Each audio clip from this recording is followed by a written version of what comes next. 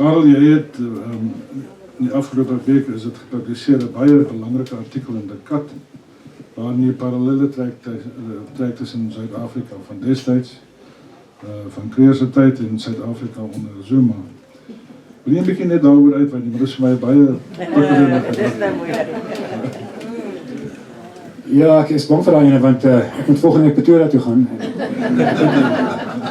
En ek dink die Zuma ons is kwaad as jy vir hom vergelyk met Kreer, en Kreer ons is kwaad as jy hom vergelyk met Zuma. So, altyd sal moet ek beswaar, ja, ek het maar uit die wêreld gekyk soos die Jim Marrais daarna gekyk het toe ek oor hom begin skryf het, en ek wou uitvind wat het hom gedryf.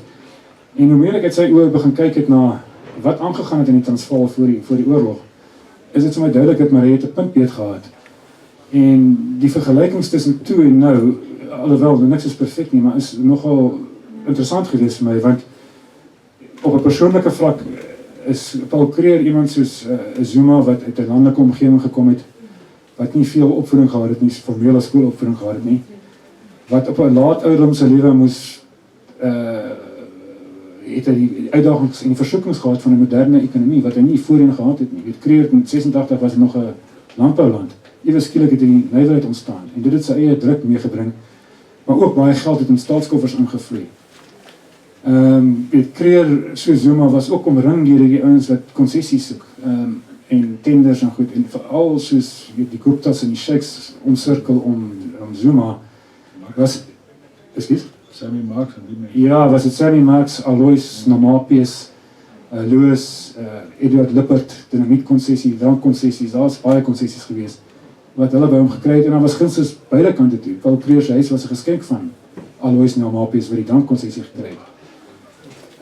Weet ons almal kla oor Zuma wat Nakamba so opgehef het, of met belastingbetalers geld. Paul Kreer, die ons het gekla in die Volksraad in 1892, hy het 'n dam en 'n plaas, die staatswerke op sy, 'n dam en 'n pad is op sy plaas gebou deur die staatswerke, openbare staatswerke vir R14 miljoen. En dit het maar aangegaan.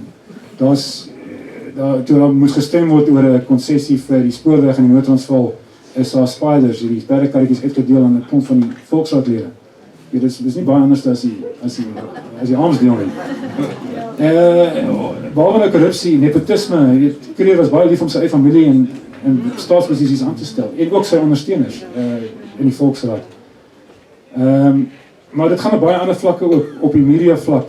Paul Kreer het selfs vir Marrais laat arresteer op 'n slag, in die tronk gesit, omdat hy beweer het, en hy was reg ook, dat Paul Kreer het van die staat onkostes geëis vir 'n reis na Koelsberg toe, wat eintlik deur die Kaapse regering betaal is.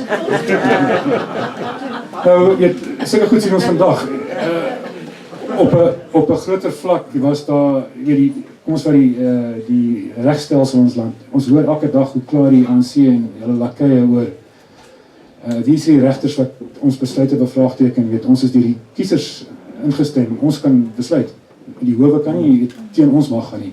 So daar is hierdie stryd tussen die regswese en die uitvoerende gesag. Was dieselfde in Paul Kreer se tyd. Hy in 1897, 98 was daar ook 'n geval waar die regters gesê het, die hele volksraadsbesluite kan nie wet wees nie. En dit is hoe het gewerk het toe dan. Daar's 'n grondwet wat jy moet voldoen aan. Paul Kreer het onmiddellik weer die regter afgedank wat het gedoen het. Die perswese, en so kan mens aangaan, die perswese byvoorbeeld. Kreer was net so sensitief oor ons soos Marrais, en ook die Engelse koerante natuurlik, wat heeltyd nou hierdie korrupsie oopgevlek het. En daar was ook klagtes gewees, en hy het naderhand 'n perswet deurgevoer in 1896, dat elke koerantredakteur moet elke artikel onderteken, of die skrywer daarvan moet dit onderteken, en hy kan persoonlik toegesluit word as hy aan naaste bevind word. Ons sien dit vandag, ons het vir Hans Wors van die SAIK wat sê, journaliste mag nie ongenoemde bronne hê nie.